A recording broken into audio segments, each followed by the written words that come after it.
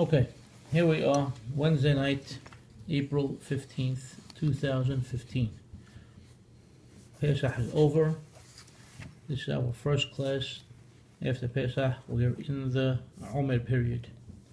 As we know, every year the Omer brings up all types of discussions, positive, negative arguments, what you can do, what you can't do, why you can do it, why you can't do it, etc. I decided it's time to re-examine and let's see what's going on. Maybe over the course of a number of weeks of these Wednesday night classes, we'll be able to have a much clearer and better understanding of what really started things. The only way to really do this is to look at the Gemara first. So we're going to start with Talmud Babli Masekhet Yebamot on page Bet Amud Bet, page 62b in the Gemara. So I gave it to you in front of you in Hebrew as well as basic translation in English. Amru 12,000 זוגים תלמידים היו לו לרבי עקיבא מגבת עד אנטיפרס. Okay, so they said that Ribbi Aqiba had 12,000 pairs of students from Giat to Antipras. It's really Antipatras, but we're not going to talk about the typo right now. וכולן מתו בפרק אחד, and they all died during the same time period. מפני שלא נהגו כבוד זה לזה. Why? Because they did not treat each other with proper honor, proper respect. והיה העולם שמם עד שבא רבי עקיבא אצל רבותינו שבדרום ושנאה להם.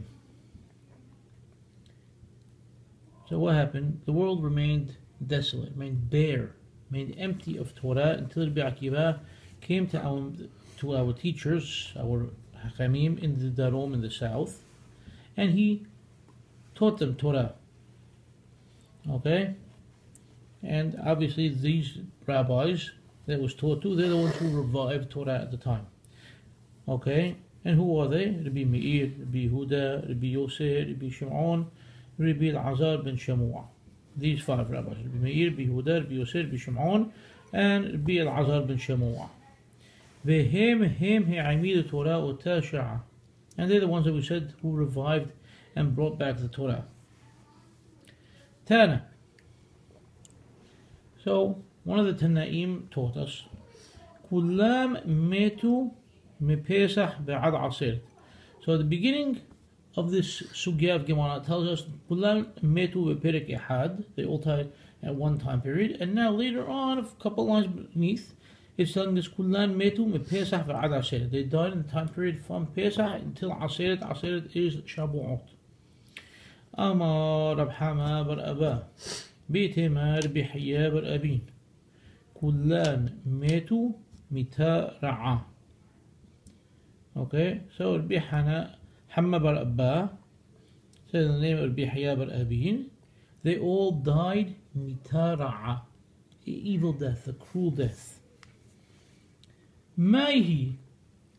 But what is this cruel death? Amar Rabbi Rahman Askara. Rabbi Rahman said Askara. This is the Gemara. Obviously the Gemara doesn't... What's Askara? Not the same. There's different ways of interpreting. We're not going to get to that yet. We may touch that tonight, we may not touch it tonight. This is the Gemara. Okay? As far as we're concerned, Rambam doesn't deal with it. He doesn't come down in the Mishnah Torah as a source of halakha at all. Okay? Same thing with the Rif. There's nothing there. The Rosh... Any Gaonim? Second, we're not talking about Gaonim yet. The Rosh, we're going to avoid for a moment because we're going to talk about his son, the Tur. And that's what we're going to look at next, the Tur. As far as the Geonim, we're going to get to after we finish with the tour, Bet Yosef, we're going to touch on Geonim. We're going to see which Geonim say what and why. But all that, again, is going to come in due course. Because without having certain basics in front of you, you're not going to understand what the Geonim are saying and what others are saying and how they're interrelated. So we're looking at the tour now. Okay. Tour says, Nohagin bechol hamekomot shelo lisa isha ben pesach la'aseret. Boom. Right off the bat, he comes off with this custom. Okay. The custom in all places, bechol hamekomot, not to get married between Pesach and Shabou'ot. V'hata'am, and the reason, shelo lahabot b'simcha. And the reason is not to increase happiness. Shebe'oto zeman metu talmidei Ribbi Aqiba. Why? Because during this time period, this 50-day window, the students of Ribbi Aqiba died. V'chatab harab Yisshaq ibn Giat dafka nisu'in shehu ikar simcha. And what did Yisshaq ibn Giat write? He tells us, no, this is specifically nisu'in, marriage, because that is the mainstay of simcha, of happiness. But to get engaged, to get betrothed, that's fine, you could do that. So far we're at no marriage, only. V'nisu'in nami. Nisu'in also. Mi shekafas b'kanas and onshimoto. But if somebody jumped the gun, he got married, he entered into matrimony, no problem. And onshimoto, we do not punish him. But imbal asod b'tahillah and morin lo la'asod kach. But if he comes to find out what to do, what not to do, Rabbi, I'm planning on getting married, I'm sending out invitations, this is the date we're picking, it falls out like this, is it okay? So if he comes to ask, then tell him, no, don't do it. But if he does it, it's fine. And this is what was put into practice by the Geonim. So the Torah is starting off saying that custom in all places not to get married. Okay? And the reason is because not to increase happiness because the Talmidim died. Then he quotes Yisshaq ibn Giat, who says this applies specifically to marriage, not to engagement. Who was Rabbi Yisshaq? We'll get to that. We're going to discuss there's a lot of factors over here that we have to deal with.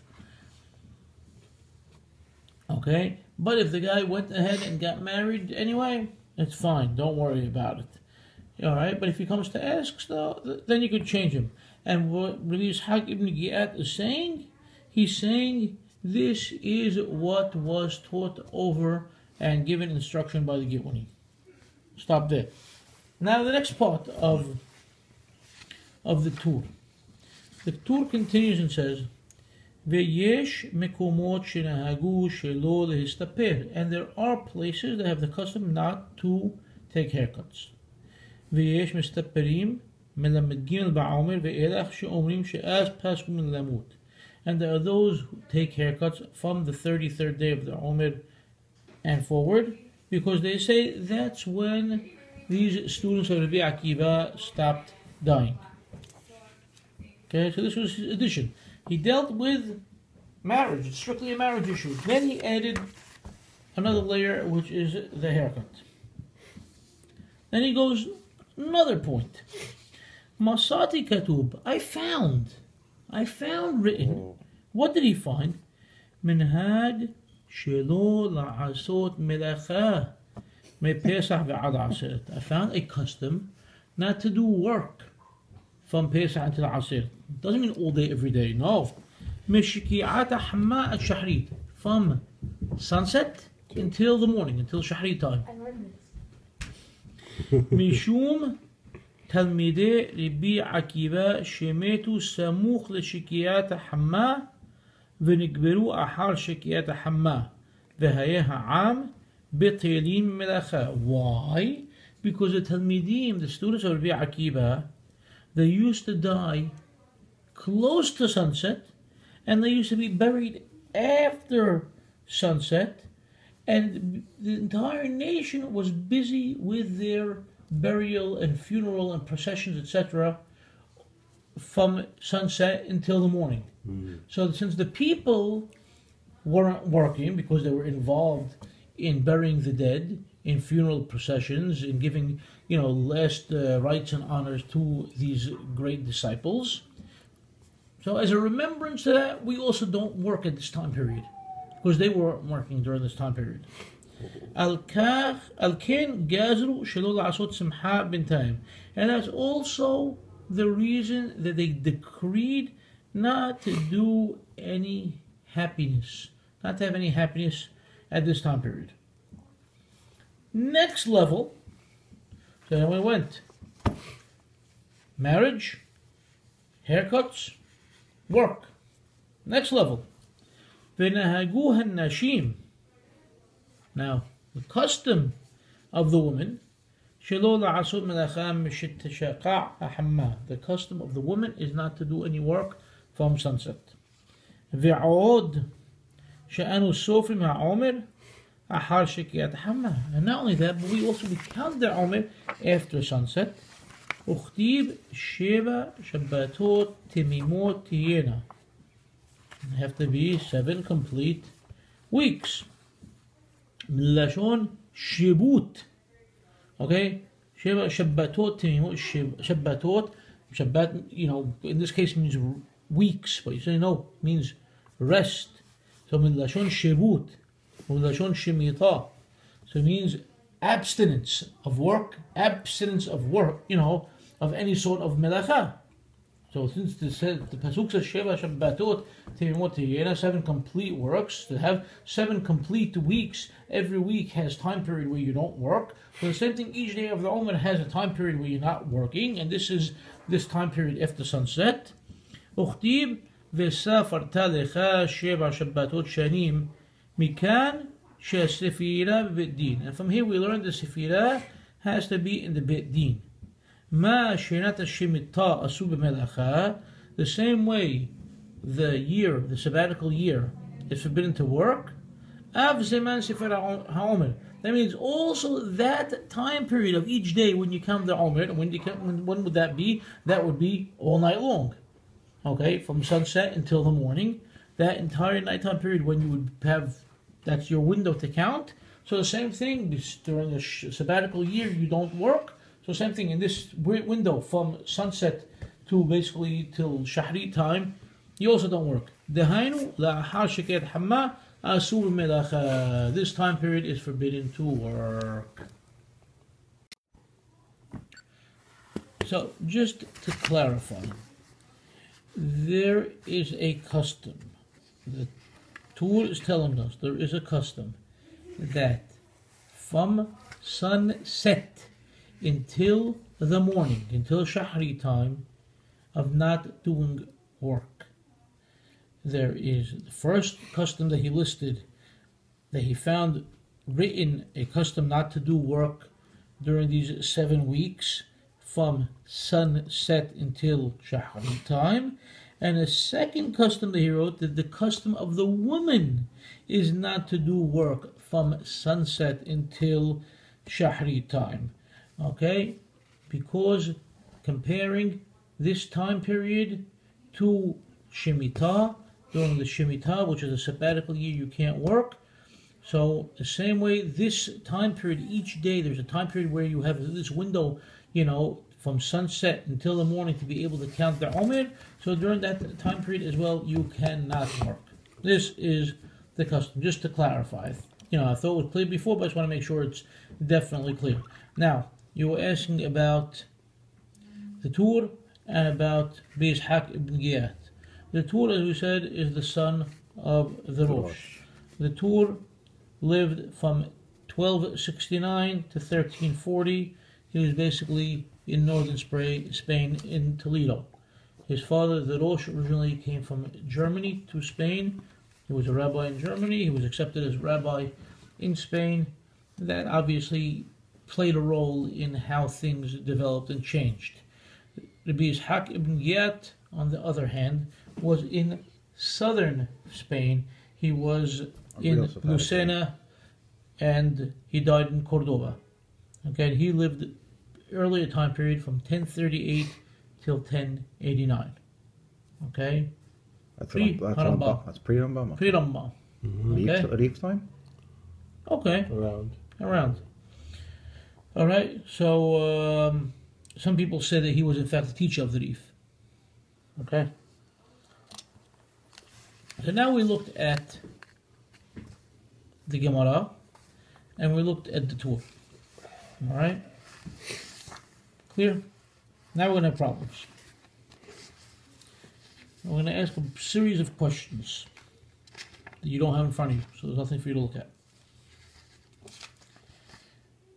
Let's go back and look at the Torah. So the Torah starts off, and he says what? Nuhagin bechol ha-mekomot shelo lisa isha. Right? Mm-hmm. First thing that he says, the custom bechol ha-mekomot, in all places, not to get married. Now, the problem is, if you look at the Abudirham, okay, David Abudirham, as we know, was the contemporary of the Torah. Okay, they lived in the same place in Toledo, Spain, and one of the main teachers of Abudirham was the Rosh, the Torah's father. What does Abudirham say? I didn't have time to take all these books to work and copy pages for you, but Abudirham says, "Venuhagim biksat mekomot lo lisa isha ben pesah aseret," and the custom in some places is not to get married from Pesach till Shabou'ot. Torah is telling you in all places, and Abudirham is telling you in some places. Sounds like some emendation. Sounds like one person traveled and one person was stagnant. Or maybe one person crossed out and filled it in a word that wasn't there later on. Conspiracy theorists. Not conspiracy. They both are portraying the minhag differently.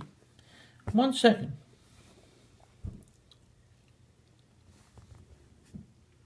Now, remember, the Torah quoted Ribbi Yisshaq ibn Giat, correct? And Ribbi Yisshaq ibn Giat, according to the Torah, said what? Dafka nisu'in. Specifically marriage. But not engagements. Okay? Specifically marriage. Let's read it. So now, 1 second. Well, if I have it, I copied that just now. I was able to get it printed out. You really misquoted him? Wow. I didn't say anything. I didn't say misquoted him at all. Wait. So now, these guys, the Torah, the Abudirham, you're looking at 200 to 300 years after Ribbi Yisshaq ibn Giat, correct? Mm-hmm. Based upon the years that we just discussed. It seems that it possibly started off as a custom of specific vicinities, for specific locales, and slowly, like we've said in class before, monkey see, monkey do. Oh, they're not doing it there, we can't do it here either. And over time, it spread out, and more people stopped doing it.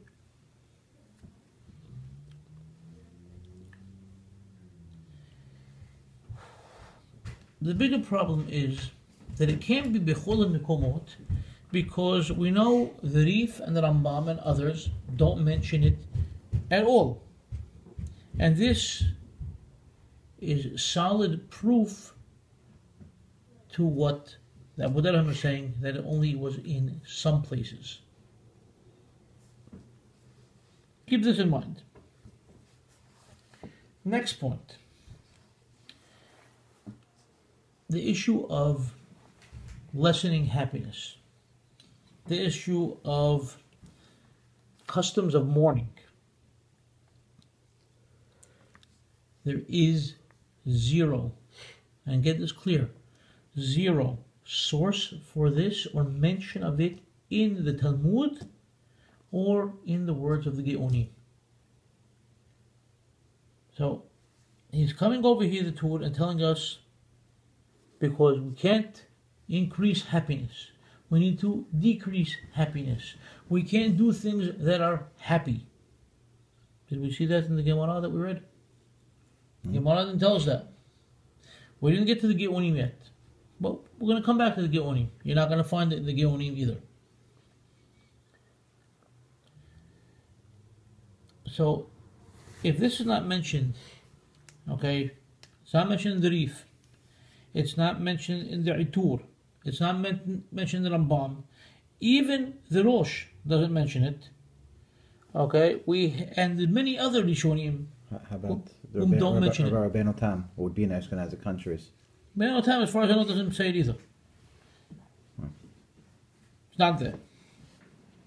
This is something that is not there. So, Mahari Hajiz, Yaqub Hajiz, he was much later on, I think 1600, I get the exact year. It's funny, he mentions this Abilut of the Omer period, and he calls it, this is an ancient Abilut, or an old Abilut, She'en la Shorish. It has no roots. In other words, I'm puzzled. I know there's some sort of mourning going on, but I don't know why. Okay? So, if that's the case, if Ribbi Yaakov Haji is telling us something like that, we need to find out when and where did this start. Okay? And who put it into practice. Now, let's get back to the Gemara. We have the passing away of these Talmidim of Ribbi Aqiba. If that's the reason for the minhag, if the Gemara gave us so many details that they lived from this city to this city, they were paired off, because it talks about 1,200 pairs, right? 12,000, thank you. It refers to them as pairs. In other words, everybody was paired off.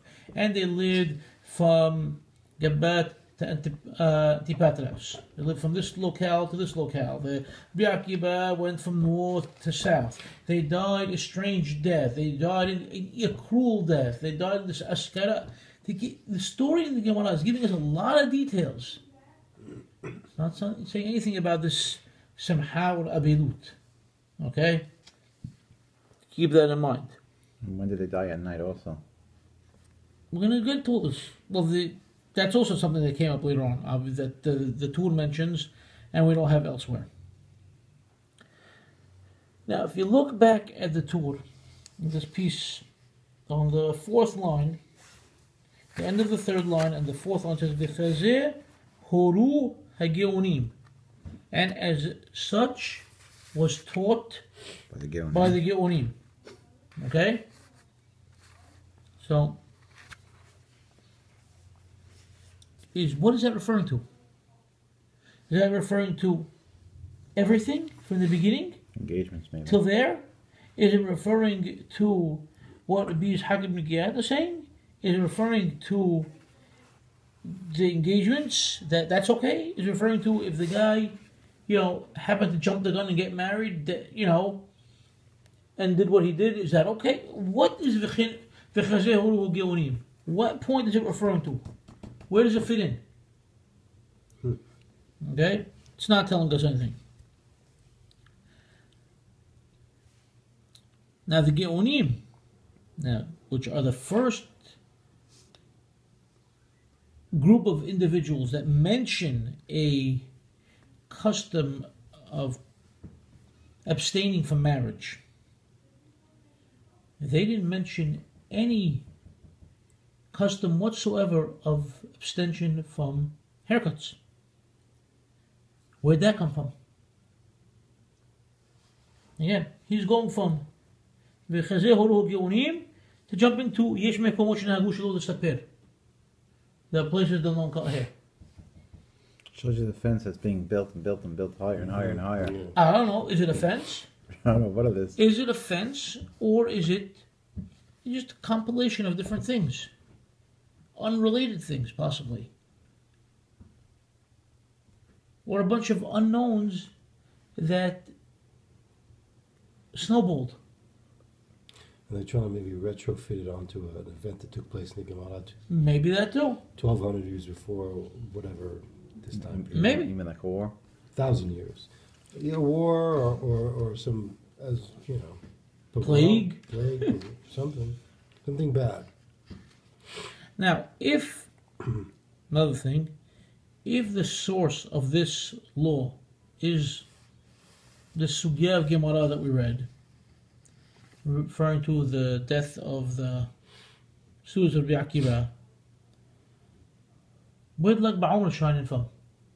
How can we stop on the 33rd day of the Omer? Did it say anything over there about stopping? Did it say anything about 33? 50 days of not He working. said, pesah Same amount. to Asir, pesah to Asir, pesah to Asir. Very clearly. וכולן מתו בפרק אחד, and then later on it says, וכולן מתו בפסח ועד עשרת. Forget about the Torah. Timivot. Look at the word Timivot. No, but that's the Torah. I'm looking at the Gemara itself. Oh, I'm not to say anything. Nothing. Where's blood coming from? Why stop? You have a whole thing, 7 weeks. Yeah. You're abstaining. Who gave you the okay to cut it short?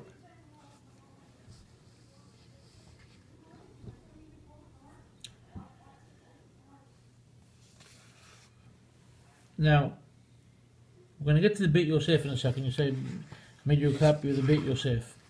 And the Bet Yosef over there is going to bring us a midrash.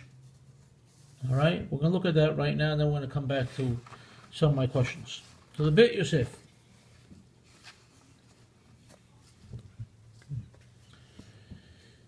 נוהגים בכל המקומות שלא לישא נשים בין פסח לעשרת ועתם שלא להרבות בשמחה וכולי עד וחזה הורו הגאונים. So this whole, if we look at the tour, okay, those 3 lines in a piece, okay? Pulled straight, right? What? It looks like it's pulled straight from He's it. saying he's saying what? He said this comes from Rabbinu Yeruham. Wow. Okay? Who's that? We'll discuss Rabbinu Yeruham afterwards. It's basically it's a major rishon that an early rishon that the Bet Yosef, that Bet Yosef Karo in the Bet Yosef quotes extensively. I mean extensively, like there's no way to open up the Bet Yosef without seeing Rabbinu Yeruham every few lines. Okay? ומה שכתב ויש מקומות שנהגו שלא הסתפר, and what he writes, referring to there are places that they have a custom not to take haircuts, כן כתב בישחק ibn שועב בדרשת יום ראשון של פסח וכן המנהג פשוט בינינו. So he goes, yeah, this is well written. Ibn Shu'aib writes this. He was a rabbi in Spain. He writes it in his first day of Pesach speech. Okay? And this is a well-known custom, and it's the common practice among us, is what Moran is telling us in Bet Yosef. ומה שכתב ויש מסתפרים מלמד ג' בעומר ואילך, and what he writes, again, he keeps referring to the Tur, what the Tur writes, that there are those who cut their hair from the 33rd day of the Omer going forward. כן כתב הרב רבי דוד אבודרהם בשם אבן הירחי משמו של הרזה, וכן כתב גם כן הרי אבן שועב. Okay, so he says, nothing new. Abudirham writes it.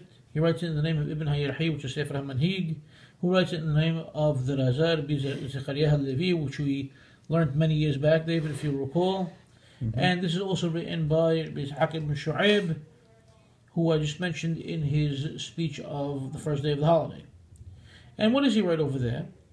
He's quoting now the speech of Ibn Shu'aib. Shama'ti שיש במדרש I heard that there is in a midrash, Shemetu me pesah ad peros ha'aseret, that they died from Pesach until Peros of Aseret. Peros is meaning what? V'hu ted vav yom kodem Aseret, meaning 15 days prior to Shabou'ot. Ke'omram ad Peros ha'Pesach, Peros ha'Hag, shem hamisha asar yom. Anytime we find this term Peros of something, Peros means 15 days. Okay? Peros ha'Hag shem hamisha asar yom benisan ubtishri. وتسير 15 يوم من 40 بتسعة. When you deduct, when you subtract 15 from the 49, you have 34, you have 34. وإنهم 33 شلميم, and therefore you have 33 full days. ومقلعين بيوم لما تدار ببوكر, and you shave, haircut, shave, whatever it may be, on the 34th day in the morning. كمكساتهم كله, because a portion of the day is as if the whole day. عاد كان لشنو. That's the end of the quote from Ibn Shu'aib, who's basically saying what he heard in the name of Midrash. وبسفر أدم وحواء نتيب هي. The Sefer Adam وحواء نتيب هي is part of Ribbi Aqiba. Okay. هو عتاك كان. It's also the same thing is copied there. وخول ذي كتبها رشبيس بتشوبة. Okay, it'd be Shimon ben Semach writes the same thing in the Teshubah. V'chata ulfize, and he writes according to this, Kol Yom Lamed Gimel Asur. Therefore, the entire 33rd day is forbidden. Umiksat Lamedad, and a bit of the 34th. Ulfi Da'at Harambam, and according to the opinion of Harambam, Miksat Laila Sagi, a little bit of the night is enough. Kidi Itab Sefer Torah Adam, as is written in the book Torah Adam. Now I don't know how they're attributing this to Rambam, but I'm sure there must be a way to deduce it from something else that Rambam writes in a different law, because he doesn't write about these customs. No, it's a fact. We have to be honest about it. It's funny.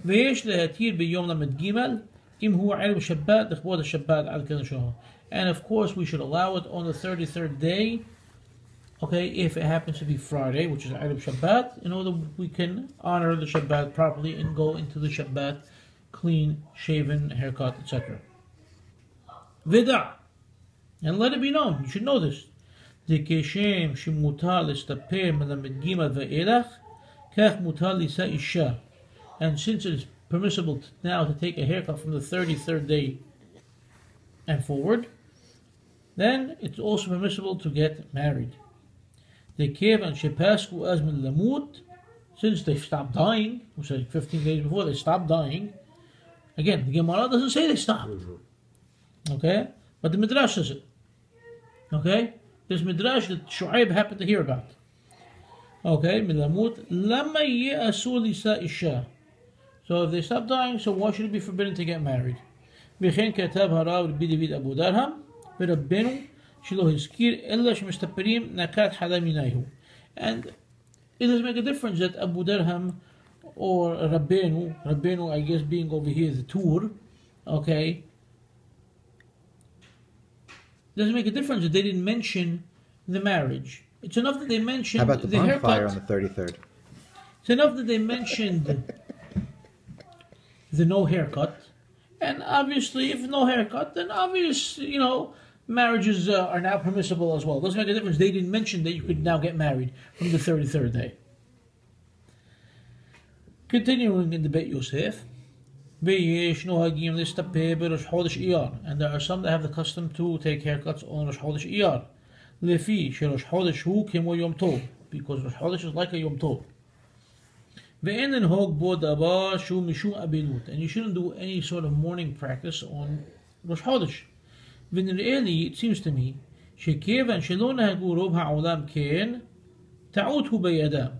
and it seems to me, Bet Yosef is telling you, since the majority of the world does not do that, then it'd be mistaken for them to do so.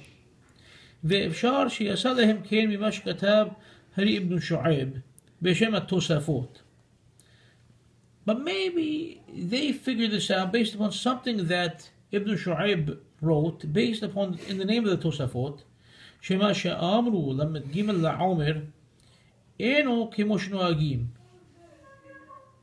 Maybe it's based upon something in the name of the Tosafot. The 33rd day or 33 days of the Umr is not like what you think. Count a straight 33 days. No, not that at all. إلا شلوشيم وشلوشا يوم. Rather, it's 33 days. But how 33 days? כשתסיר 7 ימי הפסח ו7 שבתות ו2 ימים של ראש חודש שהם 16 ימים. Take this Omer period, okay, and take away now 7 days for Pesach and 7 Shabbatot, 14. and take away 2 days of Rosh Chodesh. Now you can take away 16 days. That's the same 16 days, basically. There you go. You got 33 days now. 49 minus 16 is 33. Now, tell me, does that work for you? I'd say there's 8 days of Pesach. Because all these guys are writing outside of Israel. True. You have 8 days. 1 second. You have 8 days for that. You have the 7 Shabbatot. We're up to 15. You have 2 days of Rosh Chodesh Iyar and 1 day of Rosh Chodesh Sivan. Okay, everybody forgets about that one. So that's 3 and 18 is 21 days. So you're saying getting married on the No, I'm not saying getting married. What I'm saying is that you have all these open days. No, you have but you have other open days to play with during this 50-day window. Just keep it in mind. But this is the way they calculated 33 days. Barry just said Yom HaAtzmaut, but okay, it's a little It's a different issue. No, it's a different issue. If we continue this topic week after week, you're going to see how that's going to fit in a different way, though. In a way that would be very shocking to you. Okay. Okay. 37 ימים בפסח שבתות 2 ימים של ראש חודש 16 ימים. שאין אבלות נוהג בהם נשארו מן 49 יום 33 יום. Okay, we remove 49 minus 16, we're up to 33. עד כאן לשונו. ומפני שראו שם לשני ימים של ראש חודש אין אבלות נוהג בהם נהגו בהם היתר. And since when they looked at this calculation, they saw that on these 2 days of Rosh Chodesh Iyar, you should not have any sort of mourning custom. So they kept that in mind for whatever reason. And some people will take haircuts and do things on that day. Because this is, corruption.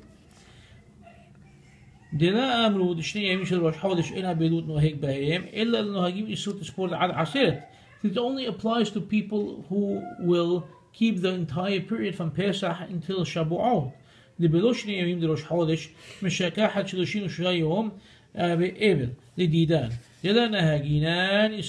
إلا عالم مدقيم اليوم بعمر بالبعد كل 33 يوم أسول استبير بأفلو بروش حواليش. But people who are doing 33 straight days from Pesach until then, okay, considering that, cancel what I said about the 8 days of Pesach. It's really only 7 days because the first day of Pesach is not part of the Omer. Okay, I just realized that. Okay, so we're down to 20 days. The point is, so if you're counting from the beginning of Pesach, from that second day of Pesach, then you're counting 33 straight days. If you're doing the entire Omer period, so these are your open window days. But you can't have the best of both worlds, he's telling you. Okay? He ends off, مساتي كتوب من هاك شلو العشون مداخل من pesach بعد عصير من شجاع حماد شحريت. Again, this thing about not working. Again, Bet Yosef tells us what? كان كتاب ربنا يروحام بنتي بهيح القديم دالت بالشيء ربنا هايجاون. Something happened now. He quotes ربنا يروحام for this not working custom, but he says ربنا يروحام says this in the name of Rabbeinu Ha'ayeh Gaon. So now, not working is a custom that goes back to the Gaonic period. We'll come back to it.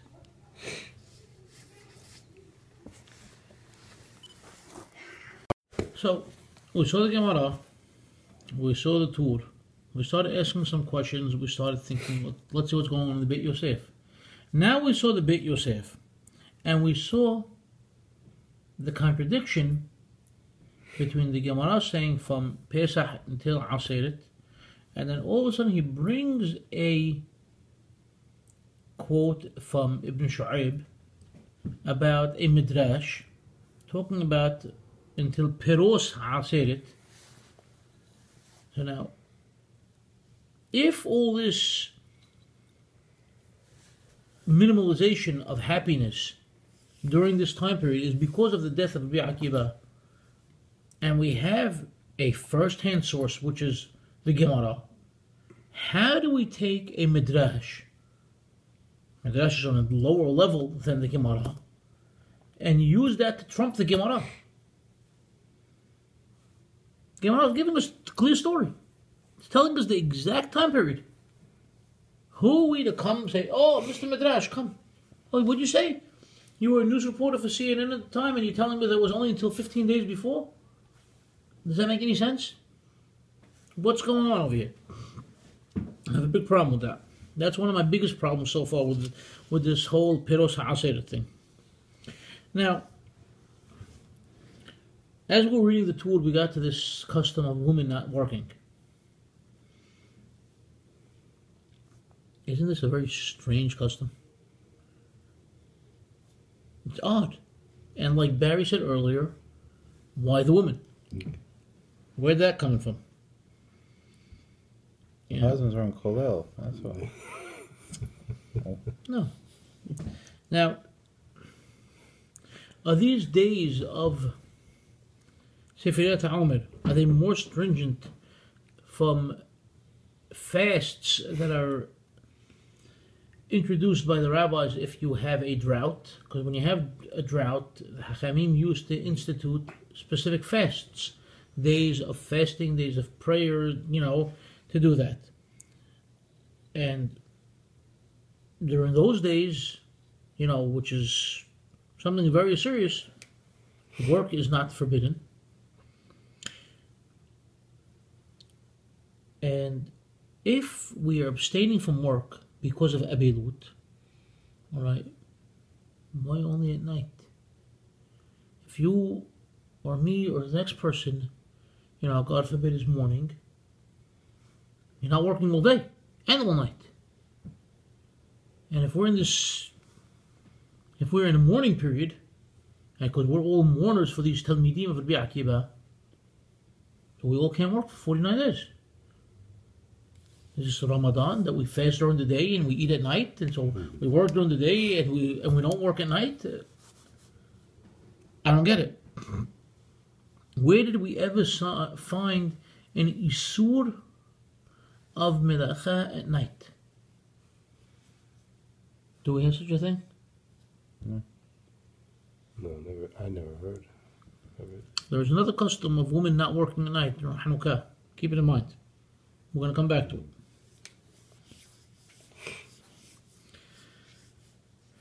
So go ahead, and that again, it's only minhag. It's not a isur, and it's only while the candles are lit. It's not all night. And it has nothing to do with abilut.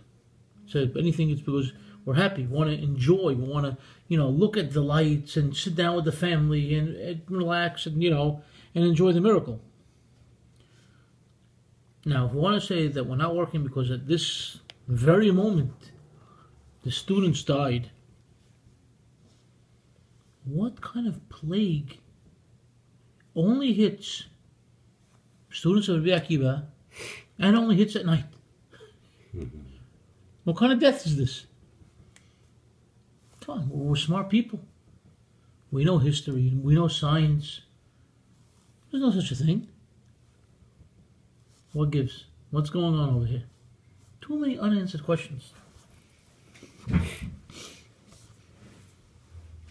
Now the Tur mentions that the women don't do melacha from when? From sunset. But what does he say over there? Let's go back to it, because it's interesting, and none of you jumped on it before. Look at the bottom of that first page. ונהגו הנשים שלא לעשות מלאכה משתשכחנה, from when the sun goes down. ועוד, and more, what he continues, Sha'anu sofrim ha'omer ahar shikiat ha'hamad. And we count the omer from when the sun goes down. When was the last time you counted the omer when the sun went down? Nope. When do you count the omer? 20 minutes after. Well, yeah. When do you count the omer? That's about right. Yeah. Well, it's not sunset. I see what you're saying. So we count the omer when the sun goes down. I didn't pick up on I know you didn't pick up on it. it. Okay? Yeah. Now, but what does it say? It says, Nashim don't work because we are counting the omer.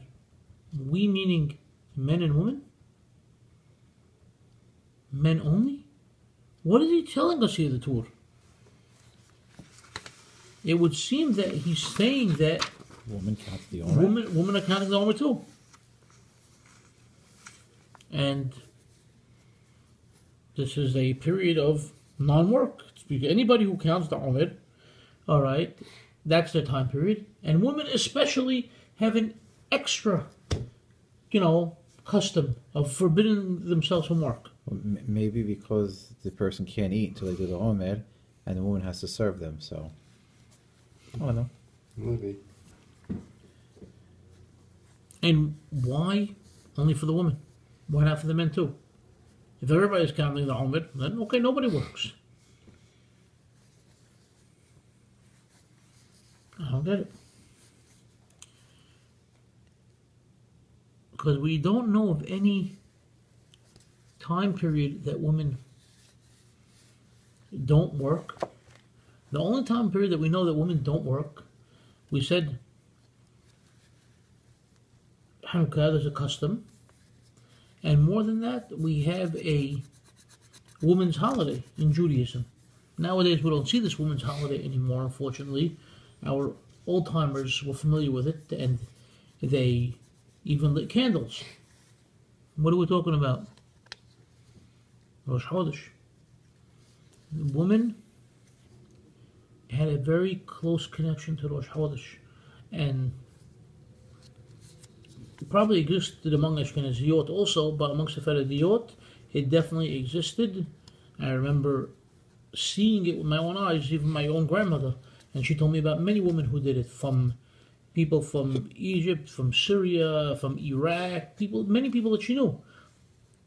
Rosh Chodesh at night, the woman would light candles in honor of Rosh Chodesh, and relax and know that this is her holiday, and and revel in the, knowing it's Rosh Chodesh.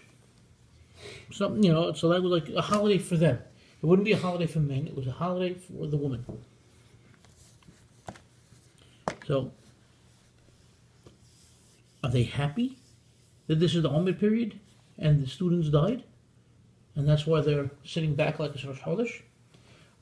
Too many things that don't match. Things that don't fit in with each other. And if we're looking at this dirasha that he's making in the end of the tour of Sheva Shabbatot Timimot Tehiyena, okay? No, Sheva Shabbatot Timimot Tehiyena. And they're saying Timimot, Shabbatot Timimot is a time period of not working, and they're comparing the Shabbatot Timimot to Shemitah, a time period when you can't work. When did we ever find the Rishonim make a derasha from the Pesukim of the Torah to confer from that halachot? That doesn't exist.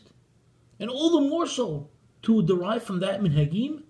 This does not exist. It's completely unprecedented in rabbinic literature. It's unknown. So what's going on? So all this, we have no questions yet. To be continued. Basically, to be continued. But we're going to, I'm just confused by the whole thing. But even the first thing, when you walk into the Bet Yosef, first thing that he tells you about not taking haircuts, right? The second line tells you, Mashkatab v'yesh mekomot shenahagu shelo lestaper, Right away, he quotes Ibn Shu'aib. Yeah, in his Gerashul for Pesach. He writes it over there, and that's our custom. It's all Right, well known. of the Midrash. So now, the Bet Yosef, this is before we get to the Midrash. The Bet Yosef, who was not much later on, okay, who was living in the 1400s, he's already telling you, yeah, it's a well-known custom that nobody gets a haircut.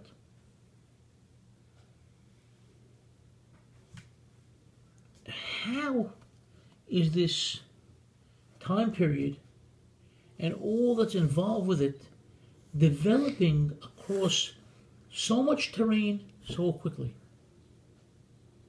There's a lot going on here and a lot of unanswered questions. And now to be continued.